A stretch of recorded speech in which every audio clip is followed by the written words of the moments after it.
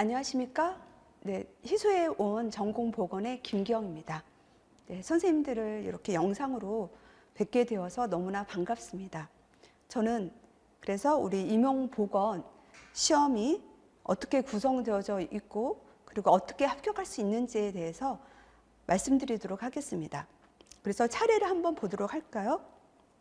차례. 그래서 차례에서 보면 제가 역대 합격률과 보건교사 시험의 자격 구성, 합격자 시험은 어떻게 구성이 되어져 있고 합격자는 어떻게 결정을 하고 그리고 지금 모집 인원은 어느 정도이고 경쟁률과 합격선은 어떻게 이루어져 있는지를 실제적인 것들을 이야기하고요. 그리고 제 1년 수업이 어떻게 이루어져 가고 있는지, 그래서 1년 동안의 합격 계획서와 교재와 강의, 그리고 이 서답형 시험을 어떻게 구성되어져 있고 어떻게 쓰고 그리고 학습은 어떻게 해야 되는지에 대해서 말씀드리도록 하겠습니다.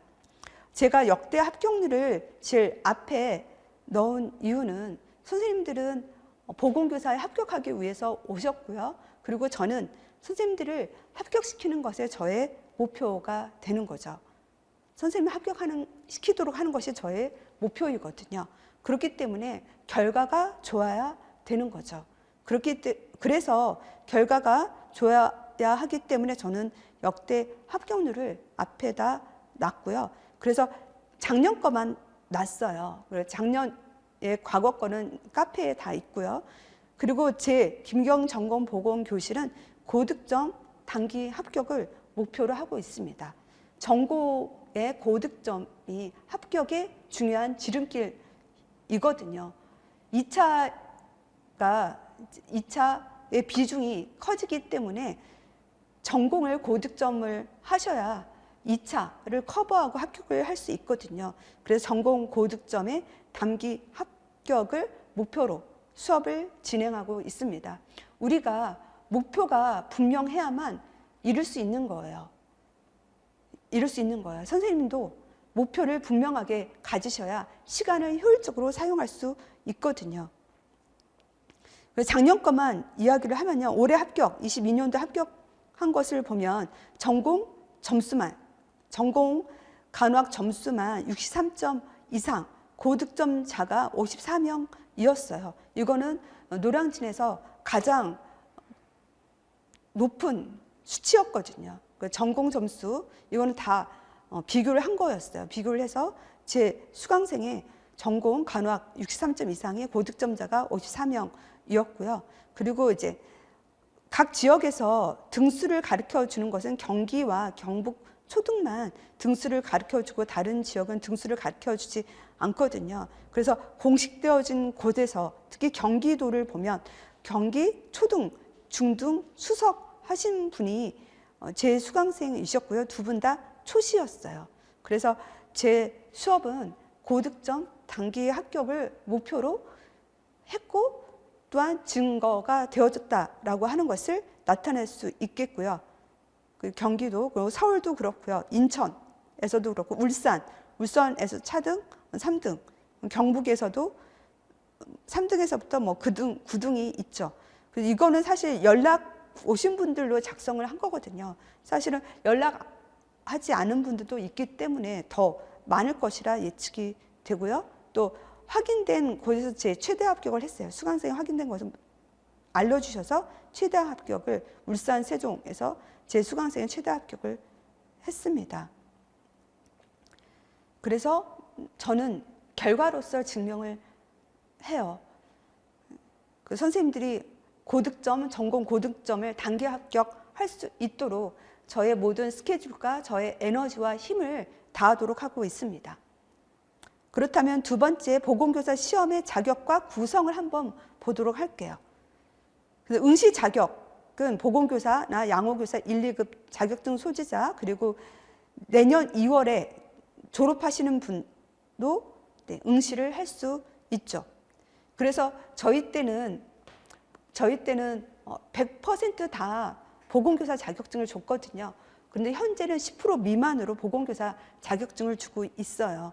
그래서 올해 기준으로 평균 경쟁률은 한 9대1 정도가 되었거든요. 네, 9대1 정도. 탑과 같은 경우는 사실은 10대1이 넘는 과가 많아요. 10대1이 넘고 뭐 20대1 되는 과도 많이 있거든요. 그래서 9대1 정도 되는 거는 그렇게 높은 경쟁률은 아니에요. 사실은 9대1이라고 하는 것은 응시자의 평균이고, 그리고 결시율도 있거든요. 또 공부도 안 하고 한번 보는 경우도 있기 때문에 실 경쟁률은 한 7대1 정도 된다라고 여겨집니다. 그래서 한국사 능력 검정 시험 인증에서 3급 이상을 받으셔야 되거든요. 받으셔야 되고, 그래서 보면 1차 시험 예정일로부터 역산해서 5년 되는 해의 1월 1일 이후에 검정된 시험이라고 합격한 사람한테 시험을 볼 수 있죠. 자격이 될 수 있겠고요. 선생님들은 23년도에 시험을 보잖아요. 23년도 빼기 5년을 하면 18년도 1월 1일 이후에 한국사 능력 검정 시험에서 이제 합격을 하셔야 시험을 볼 수가 있어요. 이건 교육과정 평가원에서도 다시 문의를 하셔도 되겠고요. 보통은 EBS 최태성 선생님 거 한국사를 많이 들으세요. 90%는 들으시는 것 같더라고요. 무료이거든요. 그래서 이것도 공부를 미리 하셔서 합격을 하셔야 되겠죠. 3개월 간격으로 시험을 보거든요. 그래서 이거를 합격하지 못해서 10월까지 공부하시는 분도 있었어요. 그렇기 때문에 미리 합격을 하셔야 되겠고요. 그 다음 1차 시험을 보도록 하겠습니다. 그래서 우리 시험은 1차 시험과 2차 시험이 있어요. 그래서 1차 시험은 교육학과 전공 시험을 보거든요. 그래서 교육학은 60분 시험을 보고, 전공은 전공 A하고 전공 B를 보고요. 그리고 우리는 비교수 교과예요. 비교수 교과는 교과 내용학에서 100% 출제를 하고 선생님들이 학부 때 배웠던 내용들을 시험을 보는 거예요. 지역사회 간호학에서부터 뭐 여성 정신, 뭐 성인까지 해서 학부 때 배웠던 과목을 공부를 시험을 보게 되죠. 시험 유형을 보면요, 우리가 교육학 전공이 있고, 교육학은 60분, 논술형, 문항은 하나 있지만 거기에 세부 문제들이 3-4개 있죠. 그래서 전체 100점은, 우리가 1차 시험은 전체 100점이 100점인데 교육학은 20점, 전공은 80점이에요. 80점이고 전공 A, B로 나뉘어지고 기입형과 이제 서술형으로 나뉘어지죠. 그래서 토탈 23문항이에요. 23문항이고 기입형이 4문항, 기입형이 6문항이 되는 거죠. 그리고 서술형은 17문항이 되거든요. 그렇지만 이 서술형 안에는 문제가 3-4개가 들어가 있어요. 그래가지고 3-4개 중에서 기입형도 한두 문제가 들어가기 때문에 기입형과 서술형은 그 문항 수에 있어서는 거의 비슷하다라고 볼 수가 있어요. 기입형과 서술형은 거의 비슷하다라고 생각할 수 있겠고요. 그 다음에 과목별 문항의 비중을 한번 보도록 할게요. 문항의 비중. 그때 해마다 문항 비중이 좀 달라지는 경향도 있거든요. 그래서 우리가 크게 한번 과목을 보도록 할게요. 지역사회 간호학과 학교보건 보건교육은 지역사회 간호학 안에 들어가거든요.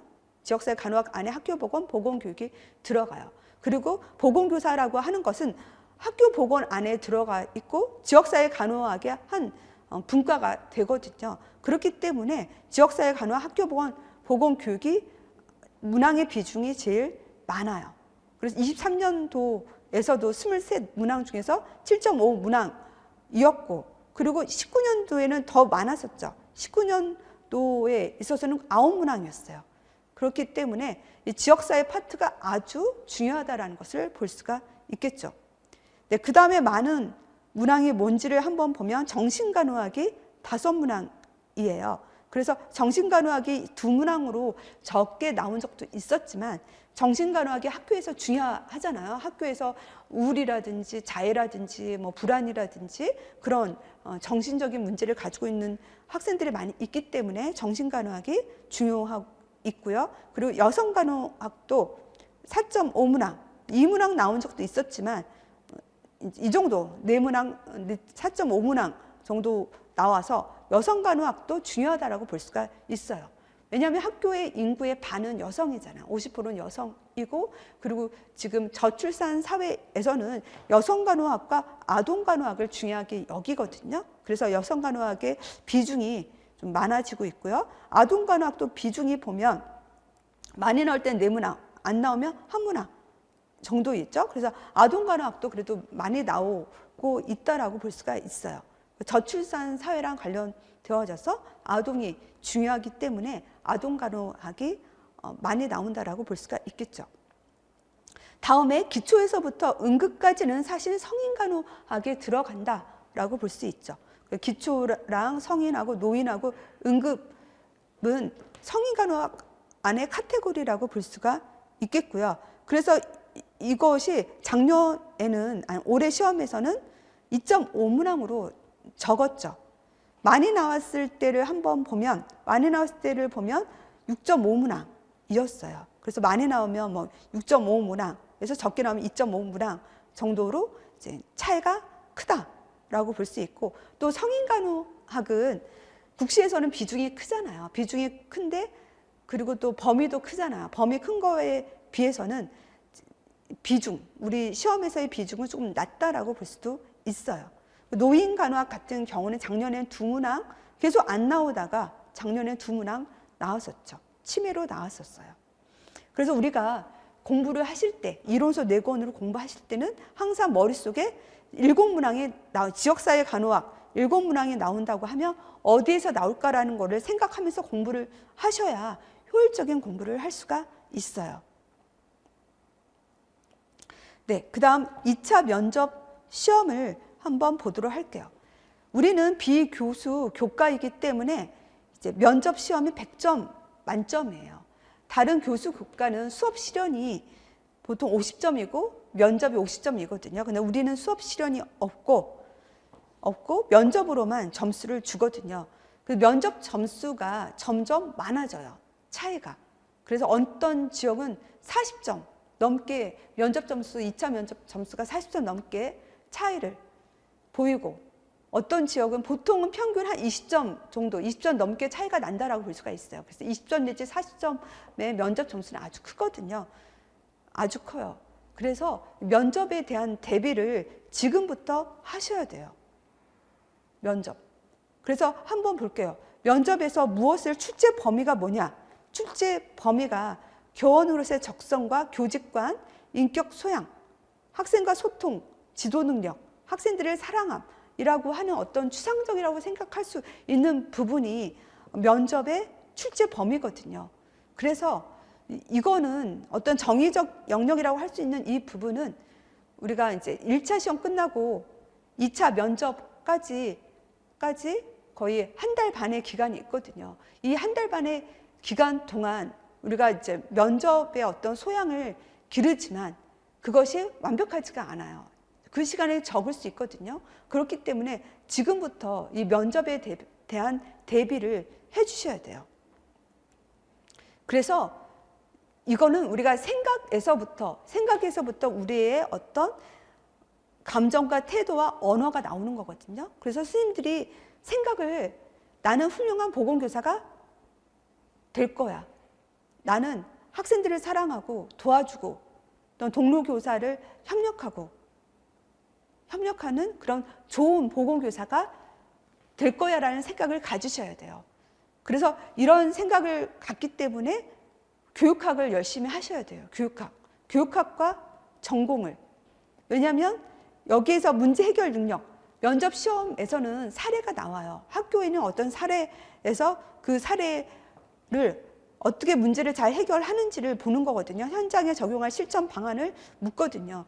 그래서 이렇게 말을 할 때는 선생님 어떤 교육학적인 지식과 전공 간호의 지식과 그리고 선생님의 경험이 합해서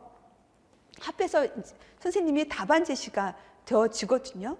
그렇기 때문에 교육학이 20점이지만 무시하면 안 돼요. 교육학이 20점이지만 교육학의 그 지식이 면접 때 사용할 수 있고, 또 전공에서의 간호, 요즘은 면접에서도 전공에 대한 질문을 하거든요. 그렇기 때문에 전공에 대한 간호에 대한 그런 특히 정신간호학하고 우리가 성인 정신간호학이나 아동간호학 어떤 그런 응급간호학 같은 학교보건도 그렇고요.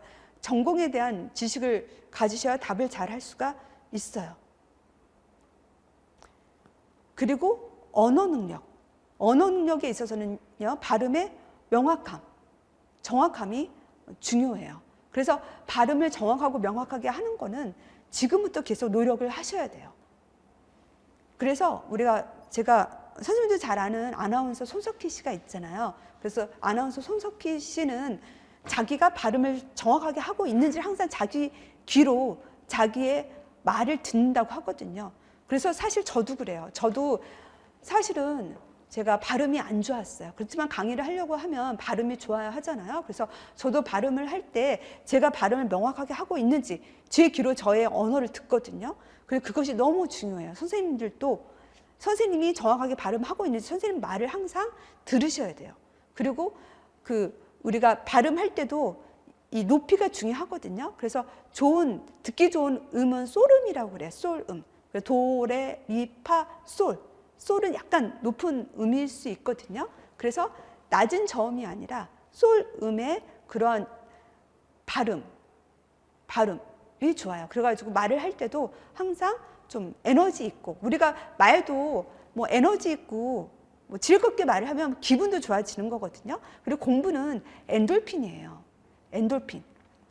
공부는 즐거움이거든요. 그래서 목소리도 그렇게 솔음으로 명확하게 잡고, 이것도 하다 보면, 스터디 할 때도 그렇게 하다 보면 실제 면접에서도 그러한 언어를 사용할 수 있어요. 그 면접할 때도 그 사람의 태도가 중요한데, 태도가, 제가 면접 시뮬레이션 하잖아요. 면접 시뮬레이션 할 때 선생님들 많이 봤잖아요. 그 선생님들 그 태도를 보거든요. 그러면 정말 태도가 좋은 분들이 있어요.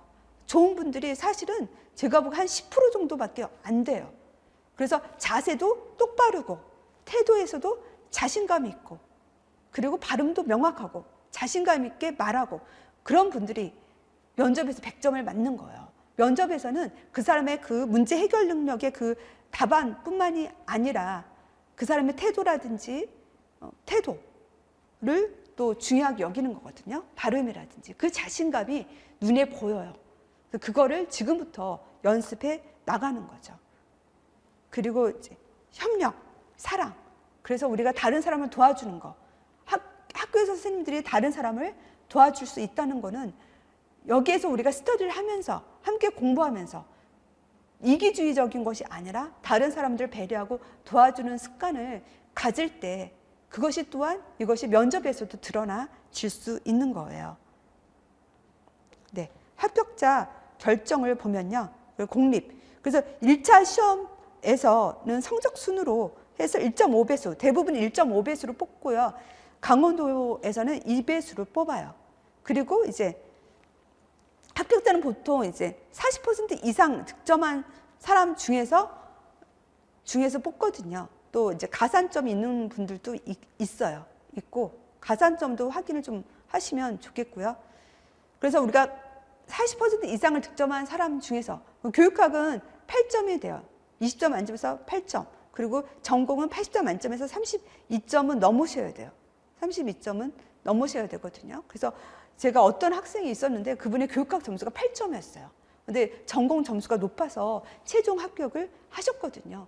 그리고 몇 년 전에는 갑자기 보건교사를 많이 뽑았던 시기가 있었잖아요. 그때 한 5, 6년 전이었었는데, 그때는 어떤 지역에서는 꽉이 나와가지고 1차가 1.5배수를 못 뽑은 지역도 있었고요. 그래서 이제 최종 합격자는 1차, 2차 점수를 합해서 최종 합격을 결정한다라는 거죠. 그리고 사립, 공립 시험을 지원할 때 사립도 지원을 하거든요. 사립도 많이 이때 뽑아요. 사립도. 그래서 내가 공부가 많이 덜 됐고 준비한 기간이 적다라고 하면 사립에 시험을 쳐도 되거든요. 그래서 이제 사립은 좀 공립보다는 조금 점수가 좀 낮으니까 합격할 수 있을 가능성도 많이 높아요. 그렇지만 거기서는 선발 예정 인원의 이제 공립 같은 경우는 1.5배 수인데 이때는 사립은 보통 3에서 7배수로 좀 하거든요. 그래서 면접 비중이 좀 크더라고요, 사립에서. 그 면접 자신 있는 분은 사립을 치셔도 되죠. 그다음 모집 인원과 경쟁률과 합격선을 보도록 하겠습니다. 그래서 올해 총 모집 인원이 395명이었고요. 그래서 중등하고 유초등이 다 합해지는 거예요. 우리 보건은 중등하고 유초등이 다 합해서 이제 임용고시, 중등 임용고시에서 시험을 치르는 거고요. 장애도 포함이 되어져 있어요. 근데 장애는 응시율이 낮아요. 그 장애가 없는 분도 지원을 안 한 지역도 있고 또 있어야 뭐 1명 정도 지원을 하지 않더라고요.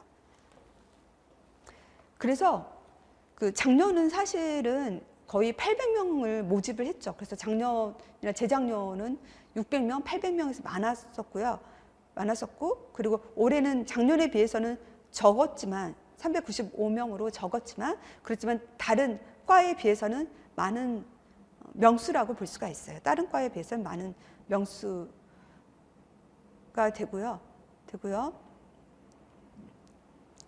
네, 그래서 이제 경쟁률을 한번 보도록 할게요. 올해 경쟁률을 보면 평균 경쟁률은 9대1 정도였어요. 서울이 지금 9대1 정도이고 경기는 지금 8대1 정도가 되죠. 대구하고 광주는 뽑는 인원이 적어서 좀 경쟁률이 높았죠. 14대1, 16.4대1 되고요. 강원도는 지금 7.94이고 제일 낮은 지역이 제주였죠. 4.27로 제일 낮았어요. 충북이나 충남도 6대1 정도면 낮았죠. 그래서 선생님들이 보통 서울이라든지 도시 지역을 응시하려고 하고 지방을 응시하지 않으려고 하는 것이 보여요. 그래서 합격선에서도 차이가 나요. 작년에 합격선, 1차 합격선을 보면 작년에 제일 높은 곳이 서울하고 그리고 광주였죠. 73.67로 제일 높았어요. 73.67로 제일 높았고요. 제일 낮은 지역을 보면 강원도가 54점이죠. 54점이라고 하면 차이가 거의 20점 차이죠. 1차 점수가 20점 차이는 아주 큰 거거든요. 그래서 지방이 인천도 62점으로 낮았고 충북이나 충남도 60점, 56.67로 낮아요. 그래서 내가 이 시험은 내가 포기하지 않으면 합격하는 시험이 됐어요. 내가 꼭 합격해야 되겠다라고 하면 이렇게 1차 합격선이 낮은 곳에 지원하시면 돼요. 낮은 곳에 합격하면 되고 나는 소신 지원, 내가 원하는 지역에 합격하겠다라고 하면 공부를 좀 열심히 해서 원하는 지역에 합격하시면 되는 거예요. 그래서 이 시험은 정말로 나만 포기하지 않으면 합격하는 시험이 됐어요. 제가 지금 올해가 14년 가르쳤다고 했잖아요. 그래가지고 많은 선생님들을 봤잖아요. 근데 많은 선생님들을 보면서 느꼈던 거는 정말 포기하지 않으면 합격하는 시험이 됐구나라는 걸 봤어요. 그래서 짧게는 몇 개월 공부해서 합격하시는 분도 있고 그리고 또 길게는 또 길게 공부하시는 분들도 있잖아요. 우리는 다 짧게 공부하고 싶어요. 저도 선생님들 짧게 공부해서 합격할 수 있도록 저의 모든 최선을 다할 거고요. 그렇지만 결론은 그거예요. 선생님 포기하지 않으면 합격한다는 거. 그래서 장애도 보시면 장애는 경쟁률이 낮아요. 지원 안 하는 지역도 있고. 그래서 자기가 장애인지 꼭 확인을 하셔야 돼요. 제가 아는 분도 본인이 장애인지 몰랐어요. 근데 그분이 약시였거든요. 약시여서 그분이 3년, 3, 4년에 합격을 하셨는데 그 마지막 해에 아신 거예요. 약시가 장애가 될 수 있다는 거. 그래서 장애 등급을 받고 장애로 시험 봐서 합격을 하신 분이 있어요. 그리고 또 어떤 분은 그분이 공부하시다가 스트레스를 너무 많이 받으셔가지고 메니에르 병이 생겼어요. 메니에르 병이 생기면 청각이 떨어지잖아요. 그래서 청각장애가 되면 장애를 받잖아요. 그래서 합격하셨거든요. 합격해서 이제 기분이 좋아지셔가지고 나아지셔서 그래서 이제 나아지셨어요. 그런 경우도 있어요. 그렇기 때문에 본인의 장애인지도 확인할 필요가 있는 거죠. 그래서 저의 1년 합격 계획서를 한번 보도록 하겠습니다. 그래서 저는 최다 합격을 했고 전공 점수 고득점자를 배출을 계속 해놨어요. 그러니까 전공 점수 고득점자에 최대 합격한 저의 강의 전략을 한번 보도록 하겠습니다. 그래서 1, 4월에는 기본 이론 수업을 하고요. 5, 6월 달에는 기출문풀을 해요. 7, 9월에 영역별 모의고사를 하고 11월에는 이제 실전 모의고사, 12월에 심층 면접과 면접 시뮬레이션을 하거든요. 그래서 제 기본 이론에서는 이제 이론 교재 1, 2, 3, 4권을 가지고 이론 교재를 가지고 수업을 하고요. 기출 문제를 보면서 이제 주요 부분을 보죠. 그래서 저는 이해 중심의 강의를 하고 있고 또 이해만 하고 암기하지 않으면 안 되거든요. 암기할 수 있는 암기법을 제가 제시를 해줘서 선생님들이 잘 암기할 수 있도록 수업을 진행하고 있습니다. 그래서 이론과 형성평가, 학습 밴드를 운영하고 형성평가를 통해서 선생님들이 배운 내용을 연습할 수 있도록 수업을 진행합니다. 그 다음에 기출문풀에서는 우리가 임용기출 문제와 이제 국시, 객관식 기출 이런 것들을 서터평 문제로 풀고 제가 구조화된 암기법으로 강의를 하거든요. 그래서 구조화된 암기법으로 강의를 해서 암기를 할 수 있도록 도와주고 또 이제 제 교재에서 중요한 것이 암기노트예요. 그래서 주제별 키워드 암기노트, 기출 암기노트, 영역별 암기노트가 있는데 이것도 수업에서 진행을 같이 하면서 선생님들이 5, 6월 때부터도 암기를 체계적으로 할 수 있도록 도와줍니다. 핵심 정리 특강을 갖고요. 7, 9월 영역별 모의고사.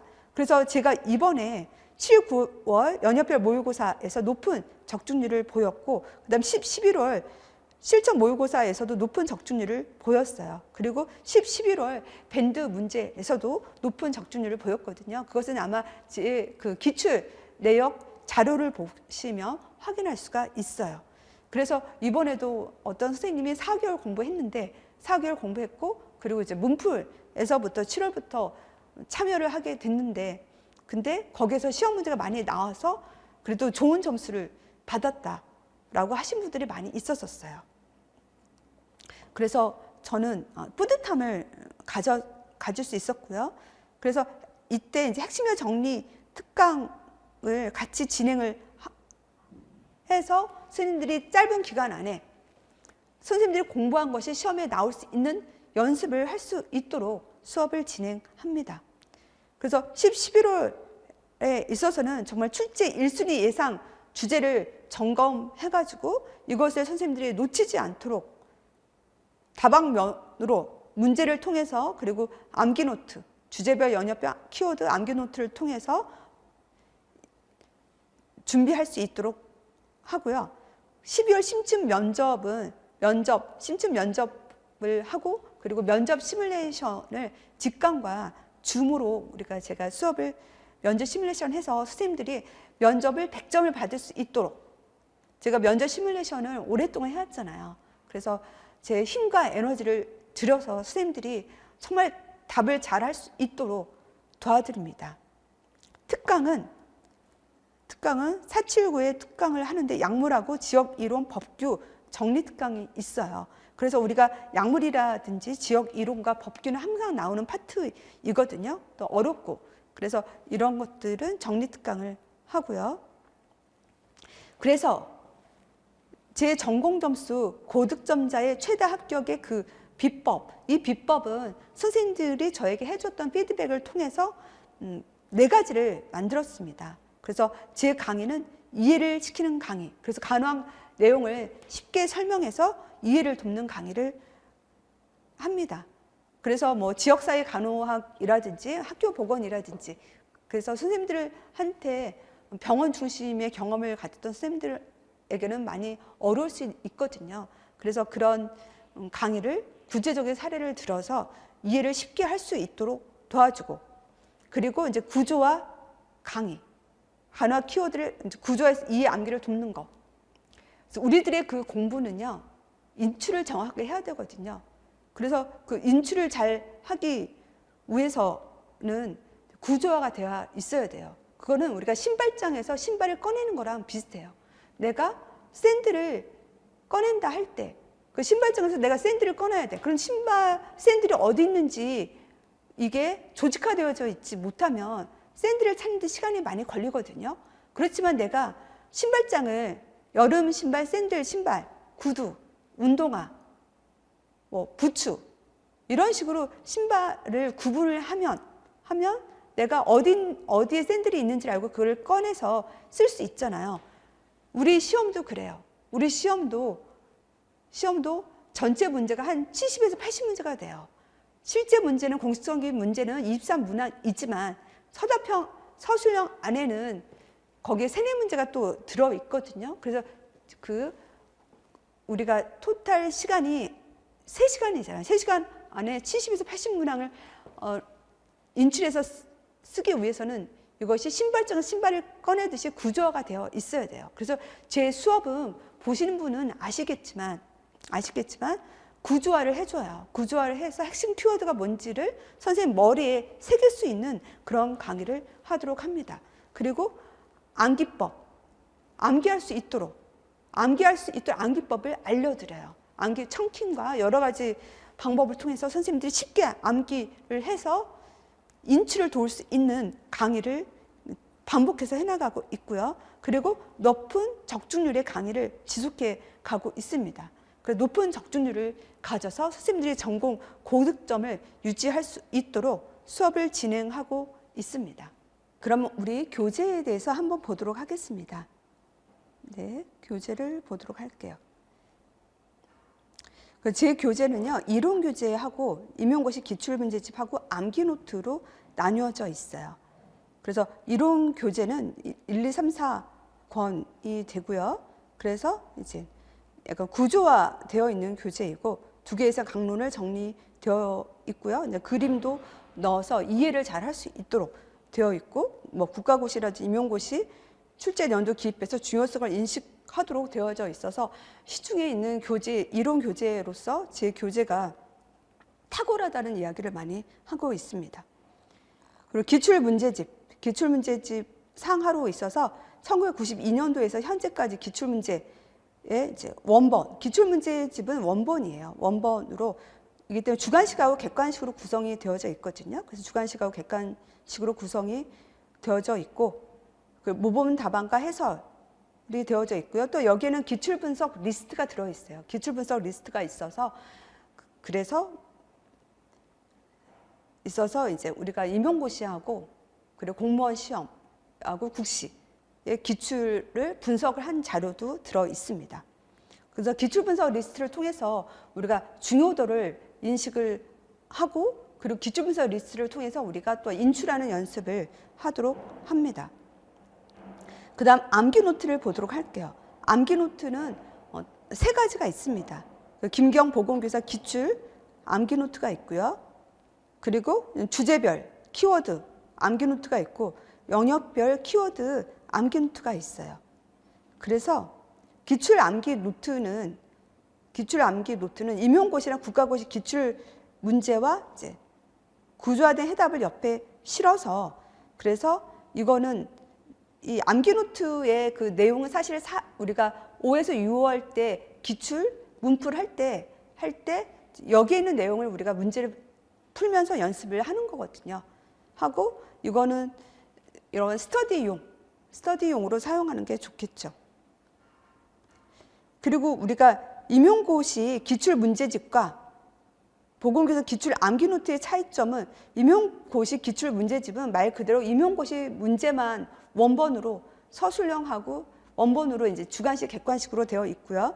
김경 보건교사 기출 암기 노트는 임용고시 문제만 있는 것이 아니라 국가고시 국시 문제도 들어 있고요. 그리고 임용고시 문제를 서답형으로 바꾸어서 있죠.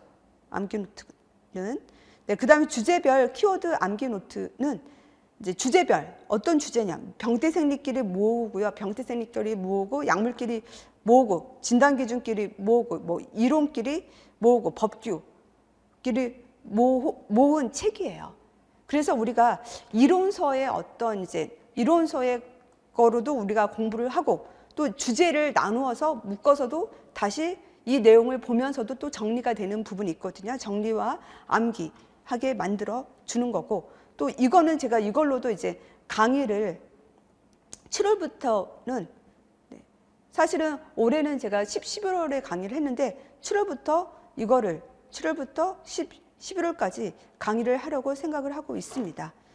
그래서 이제 주제별 키워드 암기 노트랑 연역별 키워드 암기 노트는 이제 주제별에 담지 않은 중요 파트를 이것도 핵심 키워드 중심으로 하는 거예요.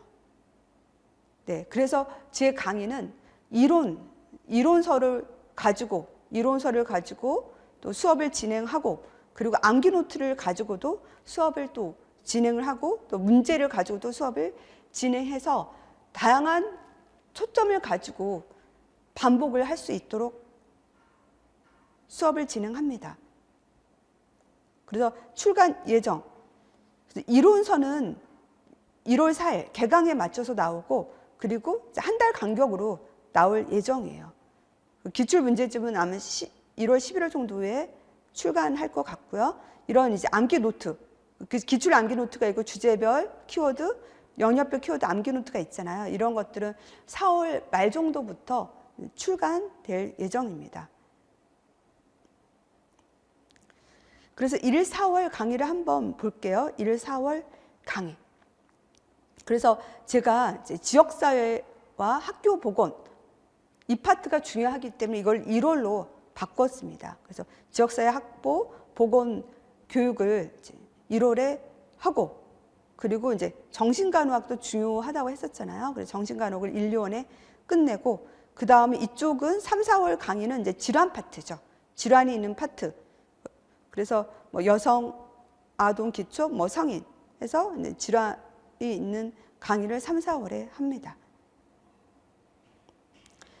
그래서 서답형 시험, 우리 시험은 서답형 시험이잖아요. 그래서 서답형으로서 기입형과 서술형을 보잖아요. 그래서 이제 기입형은 한 6문제가 기입형이고 나머지가 서술형이 그 문제가 더 많아요.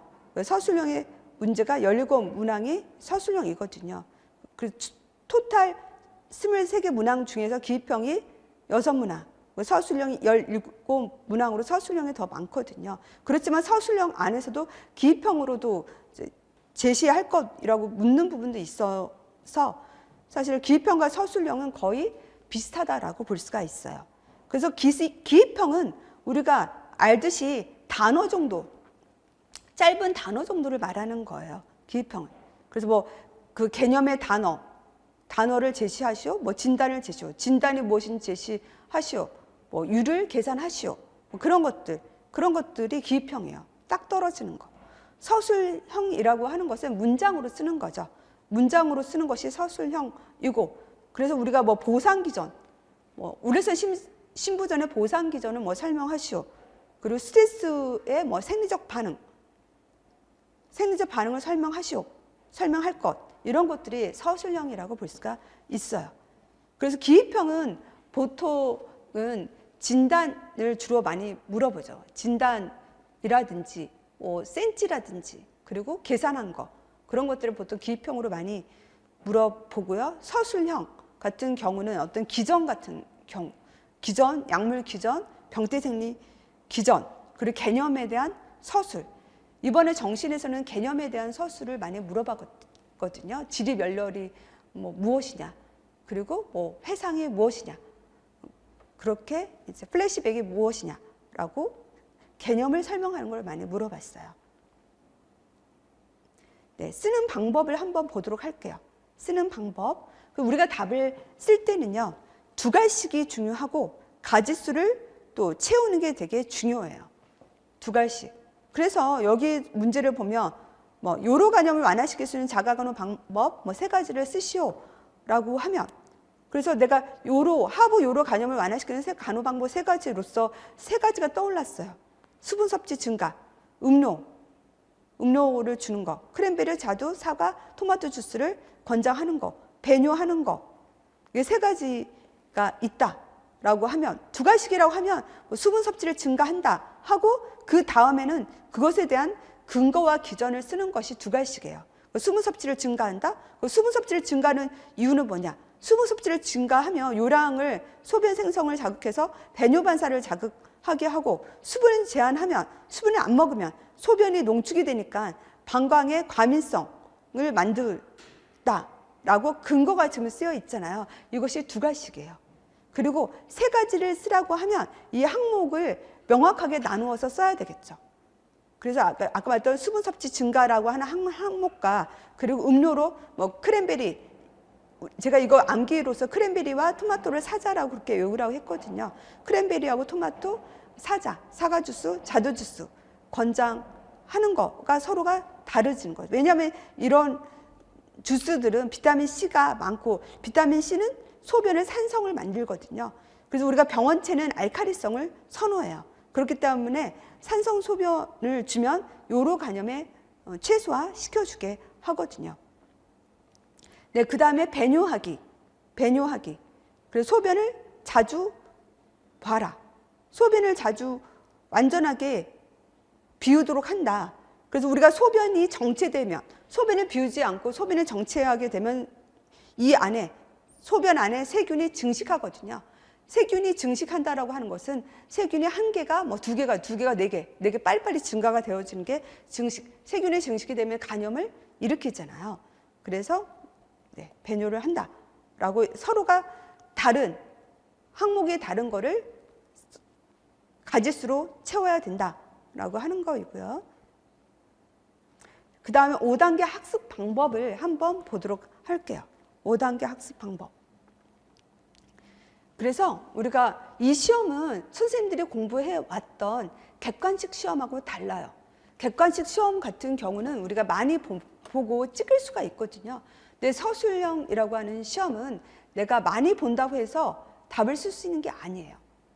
왜냐하면 정확한 그 단어를, 우리가 키워드라고 하는 그 단어를 써야 되거든요.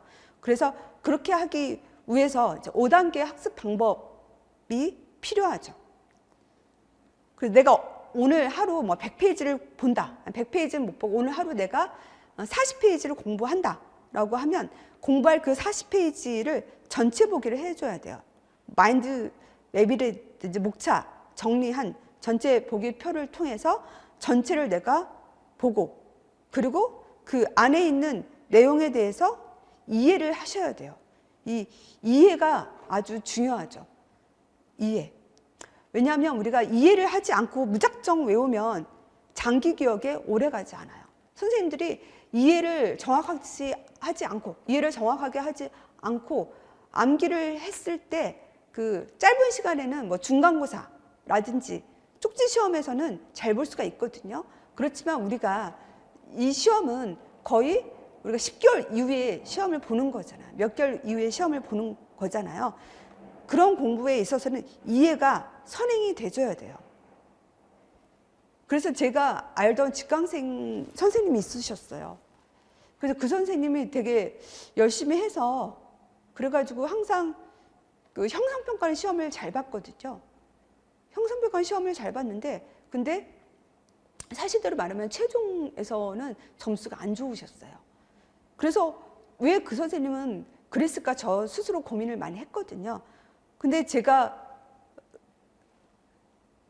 결론은 뭐였냐면 그 선생님이 완전한 이해를 하지 않고 그냥 암기해서 썼다는 거. 그 선생님은 그 책 그대로를 썼어요. 근데 그것이 이해해서 쓴 것이 아니라 암기해서 썼구나라는 것이 뒤늦게 생각이 들더라고요. 그래서 우리 공부는 정확하게 이해하지 않으면 정확하게 쓸 수가 없어요. 또한 그 10개월 넘어서 답을 써야 하는 상황에서는 특히나 그렇거든요. 그렇기 때문에 우리가 이해되지 않는 부분은 뭐 강론이라든지 요즘 구글이나 네이버 검색에서 공식적인 사이트가 많이 있잖아요. 뭐 국가질병본부, 뭐 서울대병원이라든지 이런 공식적인 검색 사이트를 통해서 그 많은 정보를 얻을 수 있거든요. 그렇게 해서라도 자기 이해도를 높이셔야 돼요. 이해라고 하는 건 뭐냐면 내가 이해하지 못하는 단어. 저도 아직도 그래요. 제가 올해 14년 가르쳤다 했잖아요. 14년 제가 가르치면서도 제가 이제 수업집을 하면서도 이해하지 못하는 단어를 항상 표시를 하거든요. 그게 항상 하루에도 20개 정도는 돼요. 10개에서 20개는 나오더라고요. 그런 단어들이. 그렇기 때문에 그건 제가 또 항상 찾아보거든요. 그래서 이해가 아주 중요해요. 그래서 어떤 선생님은 그 직강에 나왔던 선생님이셨는데 이분은 사실 형성평가를 보지 않으시더라고요. 그래서 왜 선생님 형성평가를 보지 않느냐 제가 물어보니까 그 선생님은 그냥 자기는 책을 더 보야겠다 하시더라고요. 자기는 지금 형성평가 하는 것보다는 책을 더 보고 더 이해를 해야겠다 하시더라고요. 그래서 그 선생님은 그 전반기 때 형성평가를 보지 않으셨어요. 그 시간에 그냥 책을 읽으시더라고요. 이해를 더 하려고. 그래서 그 선생님은 최종에는 서울에 초시로 합격하셨거든요. 전공 고득점으로 합격하셨었어요. 그래서 그 선생님 보면서 제가 느꼈던 거는 우리가 정말 이해가 선행돼줘야 되고 이해 속도는 선생님마다 틀려요. 그 사람의 어떤 과거의 그 경험, 백그라운드에 의해서 이해의 속도는 틀리거든요. 그렇기 때문에 그렇지만 중요한 거는 이해하려고 노력하셔야 돼요. 특히. 그리고 이제 구조와 요약. 우리의 공부는 암기양이 방대해요. 방대하고 뒤죽박죽 섞여지면 안 되거든요. 그렇기 위해서 우리가 구조도가 있어야 돼요. 구조도. 그래서 구조도 한 거, 선생님들이 했던 거를 한번 제가 여기다 좀 넣었거든요. 이런 식으로 이제 구조도를 책의 이론서에도 표시를 좀 하시잖아요. 그래서 이렇게 표시를 해서 나중에 볼 때 이게 흐름을 가지고 보게 하는 거예요.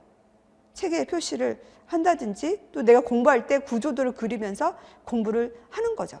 예쁘게 만드는 게 아니에요. 예쁘게 만드는 게 아니라 저는 사실 저도 이제 수업을 준비를 하면서 구조도, 중요한 건 구조도를 만들거든요. 만들지만 저는 이것보다 더 단순하게 구조도를 만들어요. 단순하게 구조도를 만들고 그 중요한 세부 내용은 내가 머릿속으로 이거를 인출을 하거든요. 그래서 우리 이 서답형은 이 구조도가 중요하다라는 것을 명심하셔야 돼요.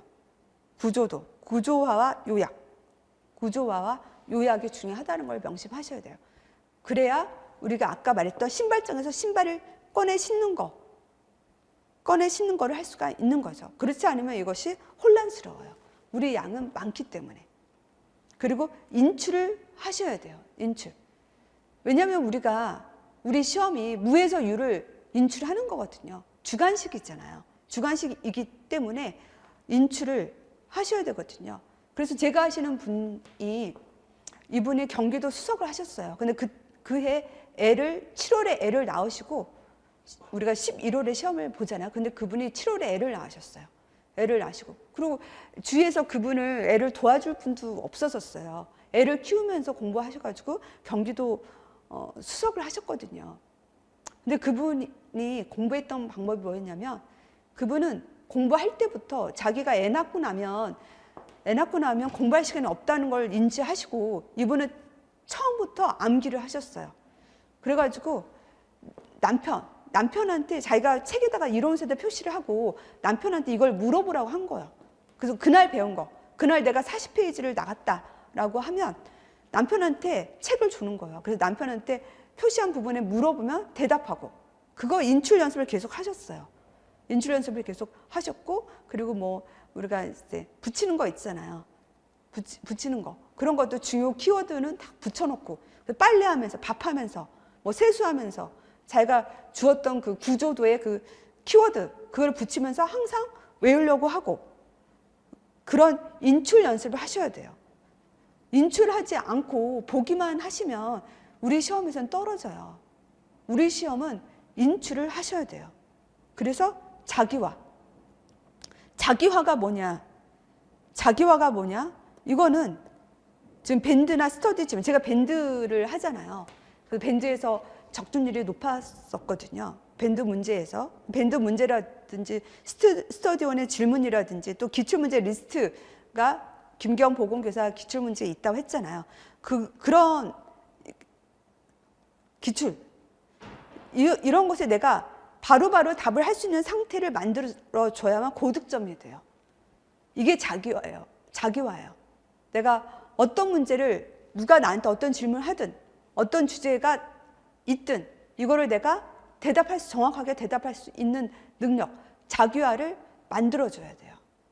왜냐하면 우리 실제 시험에서도 어디에서 나올지 모르기 때문에, 랜덤으로 나오기 때문에, 랜덤으로 내가 대답할 수 있는 상태를 만들어줘야 되고, 이런 자기화를 기를 수 있도록 제 수업에서는 선생님들을 도와드립니다.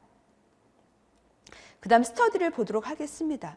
그래서 우리 공부는요, 스터디를 하시는 분이 한 80% 이상이에요. 스터디를 못 하시는 분은 한 20% 정도가 될 것 같겠고요. 그래서 합격 수기를 보면 아시겠지만, 네, 스터디를 하시는 분들이 많거든요. 그 스터디의 효과를 한번 먼저 볼까요? 그래서 스터디는 혼자 공부하는 것보다 효과가 배가가 돼요.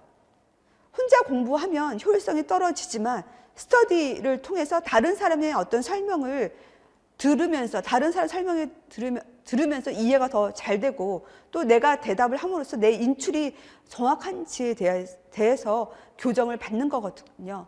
그래서 우리가 하루 종일 혼자 공부한다는 건 너무 힘든 거예요.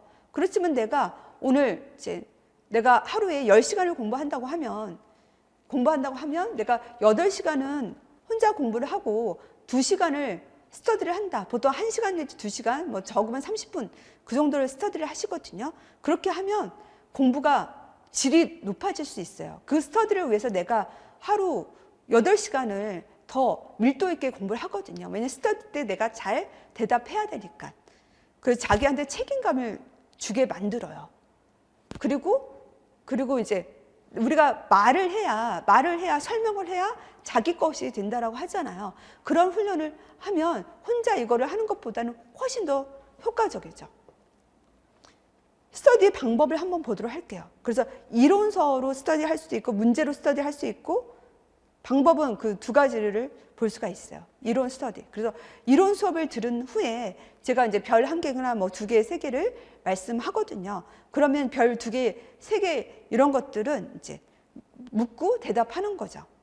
설명이 특히 전반기 때는 이거를 내가 안 보고 설명할 수가 어려울 수가 있거든요. 설명이 어려우면 책을 보면서 이렇게 설명을 하셔도 돼요. 내가 눈으로 보고 말로 하면서도 이것이 내가 이해가 되고 암기가 되는 거거든요. 네, 그렇게 하시고, 또 문제 스터디는 뭐 그 주에 좀 문제라든지 밴드 문제라든지 또 암기 노트라든지 또 뭐 국시 기출문제 리스트라든지 이런 것들을 묻고 대답하는 거예요. 그래서 우리 문제는 임용 기출이 아주 중요하고요. 재반출이 많이 되고, 또 국시라든지 공무원 시험에서 기출이 되거든요. 그래서 그런 걸 가지고 이제 문제를 내는 거 스터디를 하시면 돼요. 그리고 하는 방법에 있어서 우리가 특히 격려하고 배려하고 비슷한 상황이 있는 분하고 하는 게 좋아요. 그래서 스터디 할 때는 내가 격려하고 배려한다는 것을 가지셔야 돼요. 격려. 우리 감정은 전염이 돼요. 내가 불안한 감정이 또 상대방에게 전염이 될 수 있거든요. 그렇기 때문에 우리는 긍정적인 생각과 긍정적인 감정을 갖고 스터디를 하고 격려를 해줘야 돼요. 우리가 생각이 감정을 낳고 감정이 행동을 낳아요. 그렇기 때문에 내가 긍정적인 생각, 나는 합격할 수 있고 나는 잘할 수 있다 라고 하는 긍정적인 생각을 갖게 되면 긍정적인 마음을 갖게 되어지고요. 공부는 엔돌핀이에요. 엔돌핀의 마음을 갖게 되면 공부의 집중력과 이해력과 암기력이 좋아져요. 이와 반대로 내가 불안하고 우울하면요, 집중력이 떨어져요. 불안하고 우울은 어디서 오냐면 우리 생각에서 와요. 어떤 생각? 내가 떨어질 것 같다. 떨어지면 내가 어떻게 될까? 그런 부정적인 생각을 갖게 되면 우리가 불안하고 우울하거든요. 불안하고 우울하면 공부하기가 너무 어려워져요. 그래서 우리는 긍정의 생각을 가져야 돼요. 긍정의 생각이 나한테 충만해야 내가 공부를 최대 효과를 가지고 할 수가 있어요. 저는 선생님들의 긍정적인 생각을 갖도록 항상 도와줄 거예요. 그래서 선생님들이 공부는 엔돌핀이라는 거, 선생님 공부할 때 즐거움이 있다라는 거를 제 수업을 통해서 아마 가지실 거예요. 그리고 공부는 배려를 해줘야 돼요. 배려하지 않으면 스터디가 지속하기 어려워요. 그래서 내가 더 말을 많이 한다든지 상대방이 적게 말을 하게 한다든지 그러면 상대방도 기분이 나쁘거든요. 배려를 받지 못하면 그 상대방도 기분 나빠서 스터디가 진행되지 않으면 선생님 자신이 손해예요. 그 스터디는 롱런하는 게 좋아요. 그래가지고 제가 직강도 그렇고 인강에서도 좋은 스터디원 만나서 1월 달부터 끝까지 가고 두 분 다 좋은 점수를 합격하는 경우를 많이 봤어요. 그렇기 때문에 선생님이 스터디원을 사랑하시고 배려해 주셔야 돼요. 그래서 끝까지 갈 수 있도록, 끝까지 함께 갈 수 있도록 하는 게 너무 중요하고요. 그리고 가급적 비슷한 상황을 가진 스터디원을 만나는 것이 좋아요. 내가 가정주부라면 가정주부인 분을 만나는 게 좋겠죠. 서로를 더 잘 이해할 수 있으니까. 또 실력차가 크면 부족한 스터디원이 좀 위축과 우울을 경험할 수 있어요. 이거는 사실은 사람들마다 이해 속도가 달라요. 어떤 사람은 그 이해 속도와 암기 속도가 빨라서 초반에 이해와 암기가 다 되는 반면 어떤 분은 이해와 암기 속도가 시험날 되는 분이 있어요. 정말이에요. 제가 어떤 분 직강에 나왔던 분 11월에 시험을 정말 못 봤어요. 11월에 시험을 보잖아요. 11월 시험에도 못 보시는 거예요. 직강인데.